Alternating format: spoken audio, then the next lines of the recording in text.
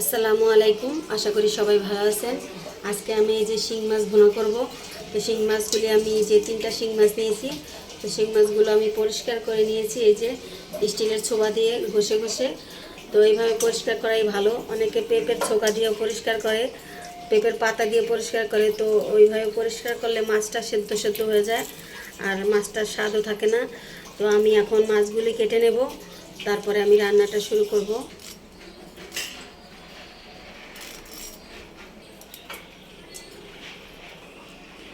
এই যে মাছের এইখানে আর এইখানে রগ আছে দুইটা, এই রগ দুটো কেটে নেব।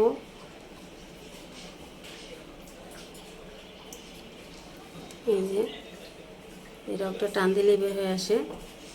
এই যে এখন আমি যে ছোট ছোট টুকরা করে কেটে নেব যেভাবে। এই যে আমি সব মাছগুলো একইভাবে কেটে নিয়েছি।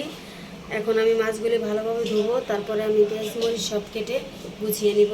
মাছগুলি ভালোভাবে ধুয়ে নিয়েছি, আর এই যে পেঁয়াজ কাঁচামরিচ আর এই যে এখানে আদা রসুন জিরা একসাথে বেটে নিয়েছি। আমি অল্প মশলা রান্না করব, সেজন্য অল্প মশলাই নিয়েছি। এই যে রান্নার জন্য কড়াই বসিয়ে দিয়েছি, কড়াইটা গরম হয়ে গেছে, এখন তেল দিয়ে দিব। পেঁয়াজটা দিয়ে দেবো।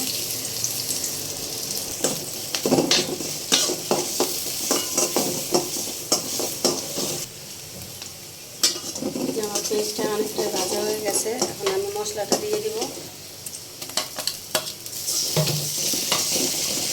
একটু ভেজে নেব।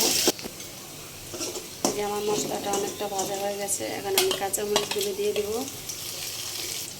এখন আমি গুঁড়া মশলাগুলো দিয়ে দিব। এই যে হলুদের গুঁড়া, মরিচের গুঁড়া, লবণ দিয়ে দেব, একটু পানি।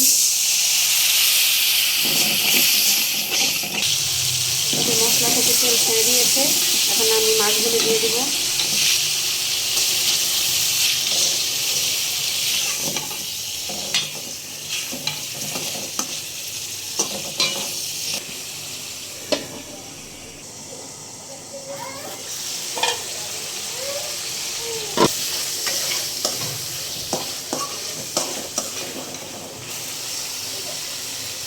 মাছটা কষানো হয়ে গেছে, এখন আমি জল দিয়ে দেবো।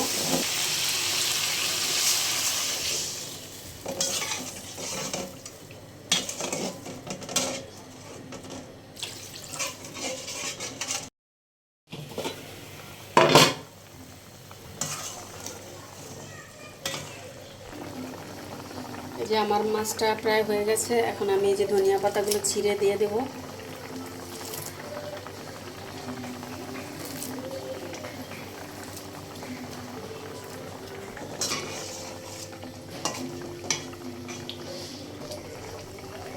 এই যে আমার মাছ রান্নাটা হয়ে গেছে, আমি একটু ঝোল রাখবো, কারণ শিং মাছের ঝোলই মজা।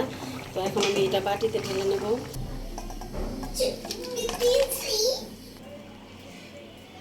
এই যে শিং মাছের ঝোল রান্না হয়ে গেছে, মজাদার।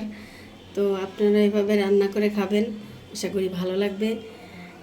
আল্লাহ হাফেজ, আসসালামু আলাইকুম।